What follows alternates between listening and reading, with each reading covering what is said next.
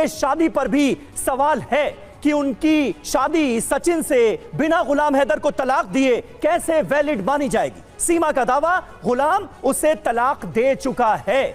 TV 9 Bharatvarsh से बातचीत में भी सीमा ने यह दावा किया था। हमारे साथ इस वक्त तमाम खास मेहमान मौजूद हैं। अभिषेक जी, जिस बात का जिक्र आप कर रहे थे कि हर हाल में सीमा को डिपोर्ट किया जाएगा, उन्हें हिंदुस्तान में रहने नहीं दिया जाएगा, पाकिस्तान भेजना जरूरी है भारतीय कानून के हिसाब से, लेकिन अगर उन्हें भारत की नागरिकता मिल जाती है, सचिन से उनकी शादी को वैलिड मान लिया जाता है, फिर तो कोई दिक्कत नहीं है। आप प्रोसेस ऑफ नेचुरलाइजेशन की बात कर रहे हैं जी। नेचुरलाइजेशन में इनका एप्लीकेशन तभी कंसिडर होगा जब इनकी एंट्री इंडिया में लीगल होती। इलीगल एंट्री के बाद नेचुरलाइजेशन में कंप्लीट बार है। पहले तो आप इन्हें बाहर भेजेंगे, उसके बाद अगर लीगली ये इंडिया आती हैं या बाहर जाकर कहीं कोई दूसरी जगह शादी होती है, उसके बाद ये अप्लाई करती हैं। इनका हम सिर्फ इस बात पर हैं कि एंट्री जो इंडिया में थी वो इलीगल थी, इसीलिए इंडिया इलीगल एंट्री करने के बाद प्रोसेस ऑफ नेचुरलाइजेशन या जो एप्लीकेशन है वो आप नहीं फाइल कर सकते हैं। मैं सीमा से एक बात पूछना चाहती हूँ, अगर सीमा हमारे साथ हैं। जी जयंती जी, सीमा जी हमारे साथ लाइव तो नहीं है, लेकिन हाँ आप अपना सवाल जरूर पूछ सकती हैं। मैं ये पूछना चाह रही हूँ कि इनकी शादी पशुपतिनाथ मंदिर में ये कह रही है कि हुई है, क्या उसका कोई डॉक्यूमेंट्स आपके पास है? क्योंकि अगर उनकी शादी वहाँ पे मान्यता प्राप्त है तो मेरे ख्याल से ये जो बहस हम कर रहे हैं कि मुस्लिम है और हिंदू हैं, वहाँ पे अगर मान्यता प्राप्त है तो वो तो itself will be a help. और सीमा हमारे साथ लाइव जुड़ गई है। सीमा हमारे साथ लाइव जुड़ गई है, खुद क्लेम कर चुकी हैं कि हैदर ने मेरे को सीमा हमारे साथ लाइव जुड़ गई हैं, जिसका आप इंतजार कर रही थी। सीमा, आप सुन सकती हैं अगर डॉक्टर जयंती दत्ता को, तो डॉक्टर जयंती आपसे एक सवाल पूछ रही हैं, सुनिए। सीमा जी, जो आपने शादी करी पशुपतिनाथ के मंदिर में, उसका कोई डॉक्यूमेंट्स आपके पास है? आपने अप्लाई किया होगा, कोई कागजात आपके पास है? उसकी वैलिडिटी कितनी मान्यता वाली है? नेपाल में आपने करी थी ना शादी? मैम वहाँ पे थे वो पंडित जी थे मैम। हेलो मैम, आवाज आ रही है आपको? जी जी, जी। आ रही है आवाज। हेलो जी जी, आवाज आ रही है। पंडित जी थे और एक टैक्सी ड्राइवर थे, उन्हीं के थ्रू ही हुआ था ये सब। तो ऐसा कोई नहीं है। हाँ, वहाँ की मंदिर की वीडियो है, पर हमारे वीडियो बनाने वाला कोई नहीं था, हम 3 लोग थे। तो बाकी फोटो वगैरह है मैम, ज्यादा प्रूफ नहीं है। अगर कोई वहाँ जाएगा तो आई थिंक प्रूफ मिल जाए। नहीं सीमा जी, पशुपतिनाथ मंदिर में जब आपने शादी की तो उसकी तस्वीरें तो होंगी, शादी की तस्वीरें हैं आपके पास या कोई वैलिड डॉक्यूमेंट है? तस्वीरें हैं, बिल्कुल हैं, पर हमारे कमरे में हैदर से आपकी तलाक हुई थी, उसकी प्रूफ है आपके पास? बिल्कुल है।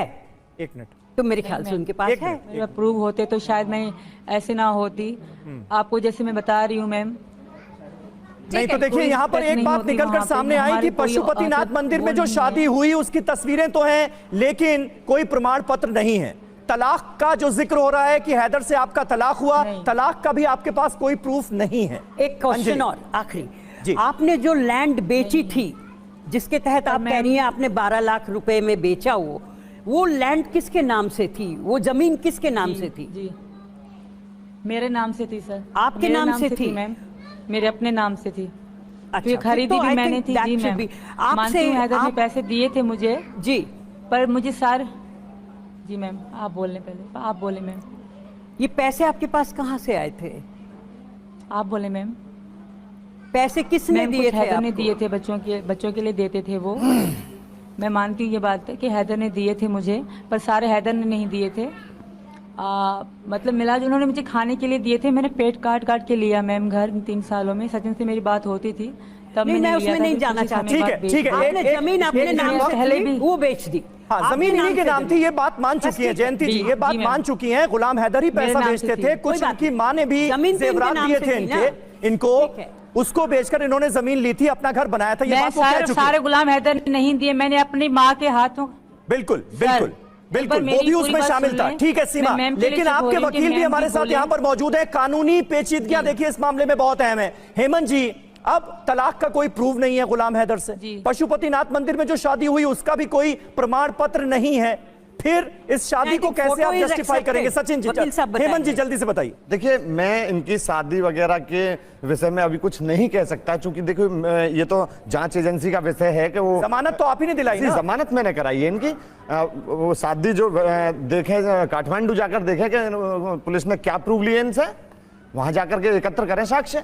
हम कैसे कह देंगे कि इन्होंने शादी की है या नहीं की, या करेंगे नहीं करेंगे? अगर लीगलिटी में अगर इनकी शादी होती है तो इसके पाकिस्तान की नागरिकता छोड़ने के बाद, भारत की नागरिकता लेने के बाद ही सचिन के साथ इनकी शादी हो सकती है। आपने तस्वीरें नहीं देखी सचिन और सीमा की शादी की, पशुपतिनाथ मंदिर की तस्वीरें नहीं देखी आपने? नहीं, मैंने तो सिर्फ और सिर्फ अभी तक इनकी सचिन, सीमा और इसके फादर नेत्रपाल की जमानत कराई है। कानून के मुताबिक सीमा को भारतीय नागरिकता देने में कोई दिक्कत नहीं है। सीमा ने भारतीय नागरिकता की मांग की तो उसे सिटीजनशिप हिंदुस्तान की मिल सकती है। सीमा की शादी वैध तो उसे भारतीय नागरिकता मिल सकती है। यानी सचिन के साथ अगर उनकी शादी को वैध मान लिया जाए तो उन्हें नागरिकता दी जा सकती है। सरकार मानवता या दया के आधार पर भी भारत की नागरिकता दे सकती है। इससे पहले कई बार ऐसा हुआ है। चारों बच्चों के लिए सीमा को अडॉप्शन डील करानी पड़ेगी। ये एक पेचीदगी जरूर है। एडॉप्शन डील के तहत सीमा को बच्चों के साथ रहने की इजाजत दे दी जाएगी।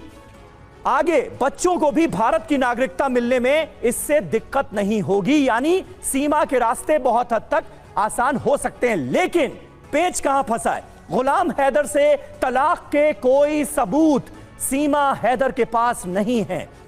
बिना तलाक सचिन से शादी पर भी सवाल है कि उनकी शादी सचिन से बिना गुलाम हैदर को तलाक दिए कैसे